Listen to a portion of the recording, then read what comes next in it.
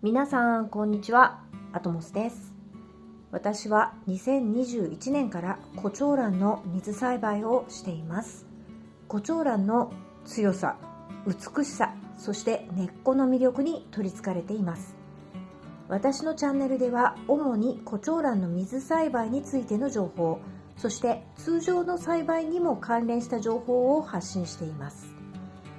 朝から晩までコチョウランのことを考えてしまう方、家に帰ってきたら一目散にコチョウランの健康状態をチェックしちゃう方、コチョウランの根っこの写真を何枚も撮っちゃった方、家族からもうコチョウランを増やさないでと釘を刺されている方、冬はコチョウランの置き場のことでいつも家族会議が開かれてしまう方、もしくは一株のコチョウランを大事に大事に育てていらっしゃる方、コチョウランを愛する方ならどなたでもウェルカムです。一緒にコチョウランをめでましょ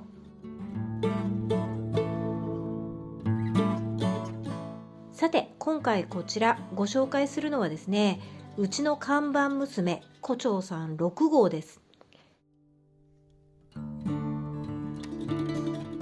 8月からずっと咲いてくれて、9月から2つ目の花茎を出してくれました。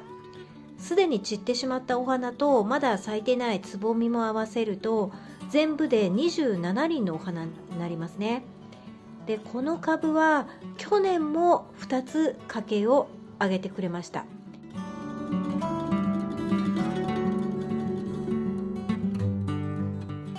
が1本目は5、6輪咲いた後に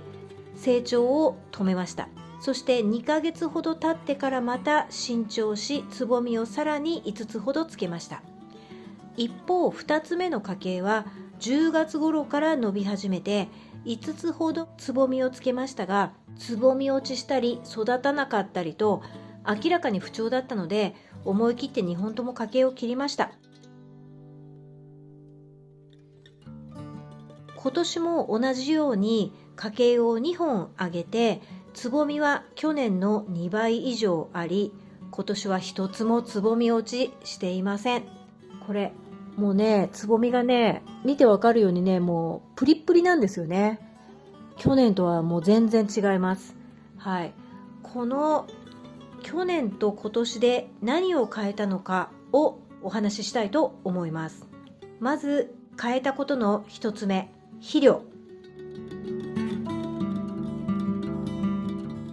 なんといっても肥料の効果が大きいと思います。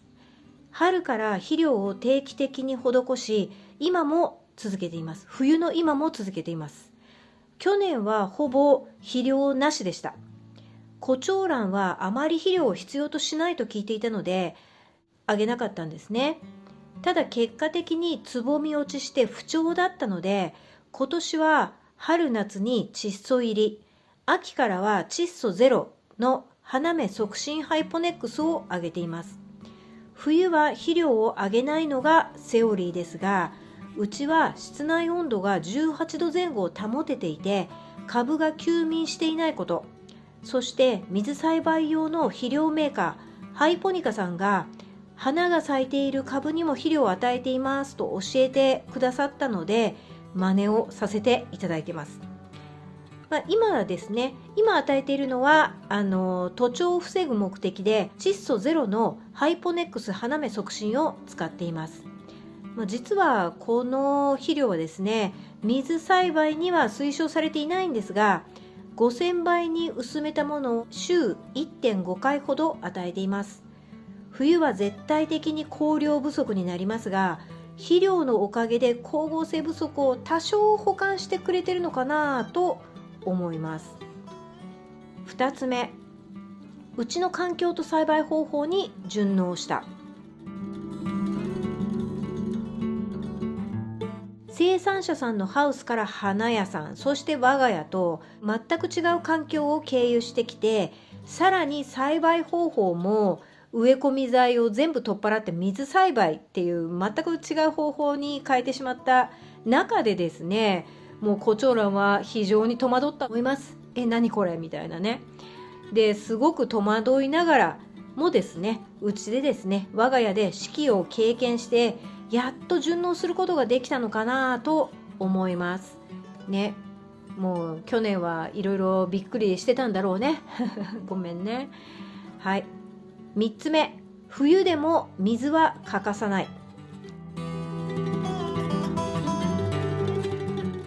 コチョウランの冬のお世話は月2回ほどの極端に少ない水やりが推奨されてますよね。育成本とかにもそうやって書かれてますよ。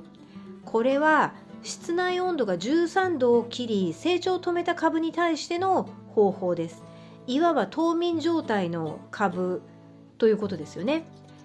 ただずっと疑問だったことがあって、冬といえばコチョウランにとっては花芽が伸びる時期ですよ。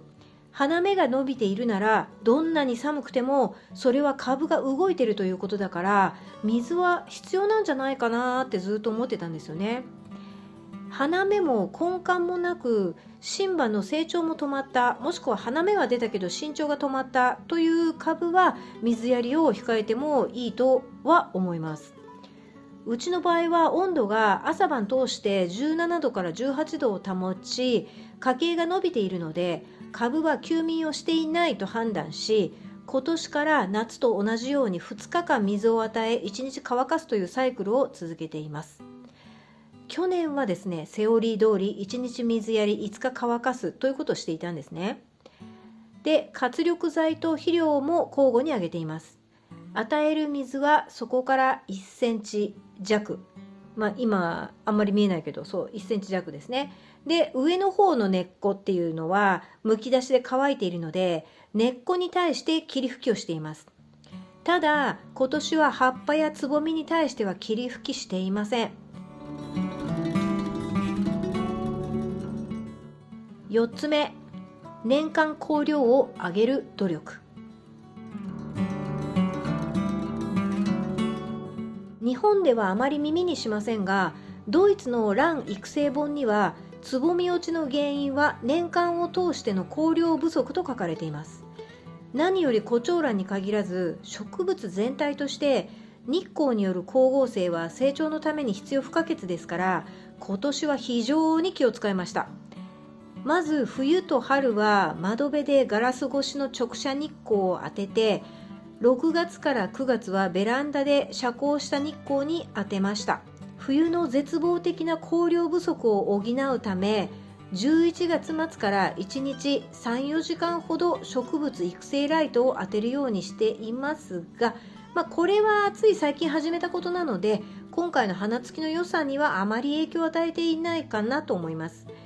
冬の光量不足は肥料で多少補われているのかなと思います。そして春と夏で一生懸命貯めた光合成貯金、これが効いているのかなとも思います。ということでですね、今回このように花がねたくさん咲いてくれて、去年とは全然違うなと思って、でこれをぜひ皆さんと共有したいなと思って動画を作りました。ぜひ一度試してみてください。今日は以上です。ご視聴ありがとうございました。皆さんのお手元のコチョウランたちが健やかに育つことをお祈りしています。ではまた、さようなら。